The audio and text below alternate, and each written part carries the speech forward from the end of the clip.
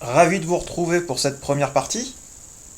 Donc allons-y, on est parti, on est chaud là. Euh, on va d'abord, parce que on va vraiment je pars de zéro là. On va le faire ensemble. Je vais me créer déjà un dossier.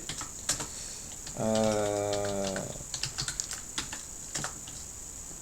sais pas, on peut on verra. On va se créer un dossier du nom du projet, vous l'appelez comme vous voulez. Moi pour ma part ce sera Burger.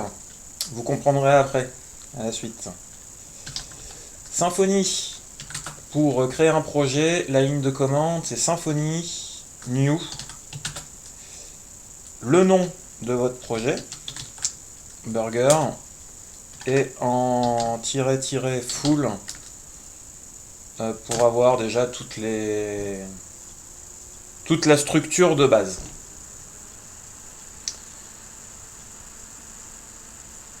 Ça devrait aller assez vite. Voilà. Qu'est-ce que je peux rajouter là-dessus après dans la deuxième dans cette partie là aujourd'hui, l'implémentation du projet, et on va faire une première page, euh, une première page avec une petite navbar tout simplement, et déjà voir que tout fonctionne bien. Voilà. En espérant que ça dure pas non plus 30 minutes les vidéos, que ça pourrait être un peu long pour vous. Donc voilà, ça y est, c'est fait. Je vais me rendre dans mon dossier, et pour ma part, je bosse avec Visual Studio Code. Ok, donc on voit que ça c'est bon. On va tout de suite aller voir si avec le serveur local on n'a pas d'erreur. Pour ça c'est Symfony Server Start.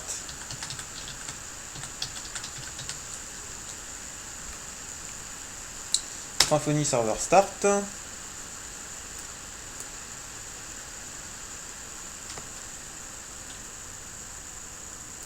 Et on va se rendre sur le lien qui était mentionné. Donc voilà, on peut voir que ça a bien été installé. Je ne l'ai pas précisé avant, mais effectivement, oui, il faut déjà avoir quand même PHP d'installer. Symfony aussi. Symfony, on va aller voir si c'est pas le cas chez vous. Symfony. Là, ici, vous pouvez directement le télécharger ici. Voilà, donc PHP, Symfony et MySQL. Ça, vous n'avez pas le choix. Mais bon, je pense que poursuivre cette formation, que vous avez déjà installé PHP, MySQL et Symfony quand même. On va partir là-dessus. Autrement, dites-le moi dans les commentaires si vraiment il n'y a rien installé chez vous. Et je rajouterai dans la description de la vidéo, je mettrai des liens où installer PHP, installer MySQL, et puis Symfony, il suffit de regarder dans votre moteur favori de recherche, Symfony, download. Voilà. Donc là on tombe là-dessus, on voit bien qu'il nous dit ok, là je suis dans ce répertoire là, bienvenue, ça fonctionne, c'est cool. On va, pour se créer une page d'accueil, on a besoin avec Symfony d'un contrôleur et d'une vue. La vue, elle va se retrouver dans le dossier template,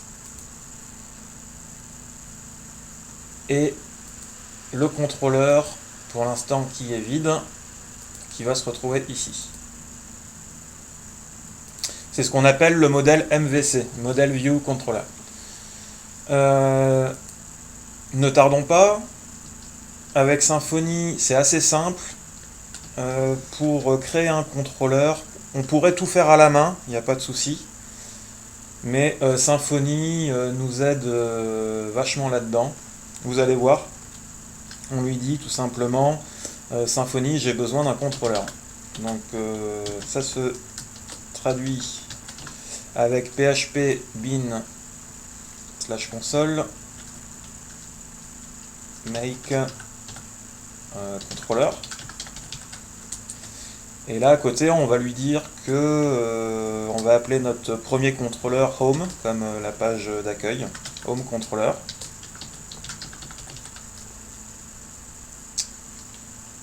Donc tout ce qui est contrôleur, c'est bien de le rajouter. Plus on aura de pages, enfin plus on aura de contrôleurs, pardon, faut toujours rajouter contrôleur. Home controller, je sais pas, après il y aura user controller, logging, tout ça, bon ce sera, faut rajouter contrôleur. Et juste avec cette commande là, ok, console, ça prend un E, voilà. Qu'est-ce qu'il nous a créé? Il nous a créé deux fichiers, comme vous pouvez voir. Un homecontroller.php et un index.html.twig. Donc ça, il nous les a mis. Le contrôleur dans src controller, il est ici. Et la vue qui est dans les templates, il nous a fait un dossier home et dans le dossier home, un fichier index.html.twig. Dans le contrôleur, on voit qu'il nous a fait en commentaire une route. Cette route là ici, /home, c'est le chemin de l'URL. Donc là, allons voir tout de suite déjà si ça fonctionne. On retourne sur le navigateur et on tape /home. Et il nous dit bien Hello Home Controller. Ça fonctionne bien, notre route ici fonctionne bien. Qu'est-ce qu'il retourne? Il retourne en fait une vue dans le fichier, dans le dossier home et fichier index.html.twig. Qu'est-ce qu'il y a là-dedans? On retrouve là le Hello Home Controller, parce que avec Twig, dans le control name qu'on a ici, je vais mettre là, control name, qu'est-ce qu'il lui donne comme valeur? Home controller. Si là on change sa valeur, les amis, ça je vais le fermer, ça va m'embêter. Si on réactualise, hello les amis, voilà, c'est cool hein. Voilà tout simplement. Notre page home, on va le modifier. Alors je vais pas rentrer dans les détails parce qu'on peut après lui donner des routes multimonditionnelles. Hein? Qu'est-ce qu'il a dit? On peut répéter là s'il vous plaît? On peut lui donner plusieurs valeurs avec des slugs, par exemple /home/ prénom. Nous, ce qui va nous intéresser pour un blog, c'est des articles. Dans la base de données, dans l'article, ça comporte des ID. Donc, quand on voudra aller chercher un article bien particulier, on pourra lui dire va me chercher dans le /article l'article numéro 10. Hop, tout de suite, on aura ce cheminement pour aller à cet article. Ça, on verra ça après. Pour l'instant, moi, je veux juste avoir une page d'accueil, donc à la limite, / rien du tout. Parce qu'on voudrait vraiment que quand on arrive sur le site, comme tout à l'heure, plutôt que d'avoir cette page-là de Symfony, qu'on arrive sur notre première page, qu'on vient de faire avec le contrôleur. Voilà, on retrouve la hello les amis. Donc il suffit pour ça dans la vue on va retirer tout ce qu'il y a ici. Et j'avais dit que dans cette première vidéo, j'aimerais bien avoir ne serait-ce qu'une navbar. Donc, on peut le faire on peut le faire en CSS. Vous pouvez le faire en CSS. Mais là, moi, j'ai pas trop envie de passer 30 minutes à faire ça, donc on va utiliser Bootstrap. Le block title, c'est ce qu'on retrouve ici, Home Controller, Hello Home Controller. Là, je l'ai renommé en page d'accueil. Voilà. Et comme j'ai tout supprimé ce qu'il y avait dedans, on n'a plus rien. Faut savoir qu'avec Twig, là on voit quand tout en haut il y a une balise extend base.html.twig. Alors, qu'est-ce que ça veut dire? Ça veut dire qu'à chaque fois qu'on va créer une page, on aura juste à extend le base.html.twig pour avoir déjà en fait tout ce qu'on retrouve dans un fichier HTML classique avec le doctype, les méta, les styles, tout ça. Donc nous, c'est là que ça va être intéressant, parce que pour utiliser Bootstrap, on va pas par exemple mettre la navbar sur toutes nos pages. On va pas se répéter, ça sert à rien. Il y a le fichier base html.twig qui est là pour ça, où on mettra juste ici nos balises. Et après, à chaque fois qu'on va créer un nouveau fichier, une nouvelle page, il y aura juste à mettre cette balise twig extend base.html.twig et puis roule ma poule, quoi. Voilà, donc ce qui fait qu'on a juste besoin de le mettre une seule fois. Donc on va aller sur Bootstrap.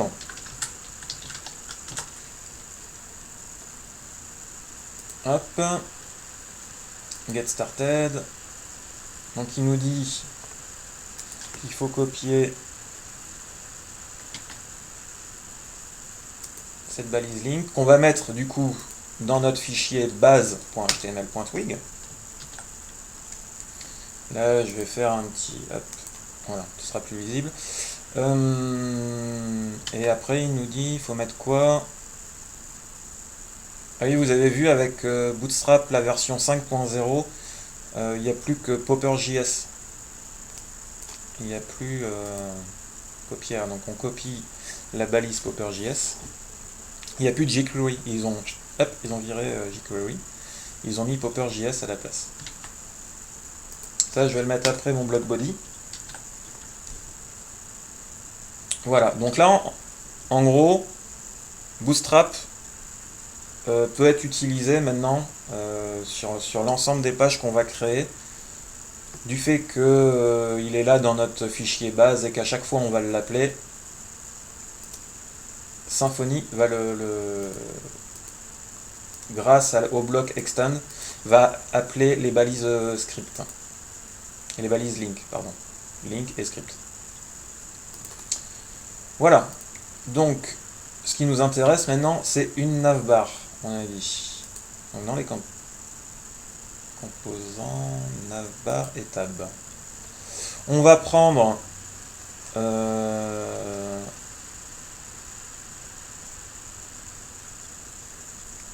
non, on va plus navbar ici. Voilà. Alors il y a la première qui est pas mal, parce qu'en plus il y a un bouton pour refaire une recherche. Après juste des liens ici comme ça. Non, bon, on va rester sur la première. Avec un champ de recherche. On copie tout ce bloc là. Copier. Et alors on pourrait très bien le mettre, vous allez me dire, là on pourrait le mettre directement dans la base. Et oui, si on le met ici, ça va fonctionner. Il n'y a pas de... Voilà, on le retrouve bien. Bon, en plus on voit que ça fonctionne. Si je mets en petit, le menu burger fonctionne aussi. Ça fonctionne bien. Ah, Moi perso, je le mets pas là. Pourquoi? Tout simplement parce que là on surcharge en fait le fichier base. Et bon, c'est pas une bonne pratique. Ce fichier-là, il doit être assez lisible et pas trop encombré. Donc du coup, ce qu'on va faire, c'est que on va reprendre toute notre navbar. Hop, ça je vais le remettre un peu en forme, parce que ça m'avait un peu bougé. Et on va se créer dans notre à la racine du dossier template un fichier qu'on va appeler nav_bar.html.twig et on va mettre notre navbar ici. Donc là forcément hein, ça marche plus hein. Ouais, c'est ce qui est logique parce qu'en fait là dans notre fichier index, donc on appelle la base, mais dans la base il n'y a rien. Lui bon, je sais que Symfony il est assez fort, mais quand même. Donc là ce que j'aimerais c'est importer ce fichier là, la navbar. Je sais plus si c'est include ou extend. Donc premier réflexe, je vais aller rechercher ça sur le net. Importer fichier twig.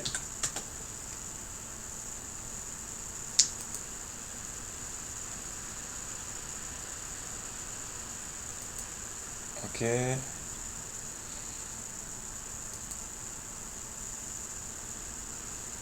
Donc là, petite traduction vite fait. Comprendre.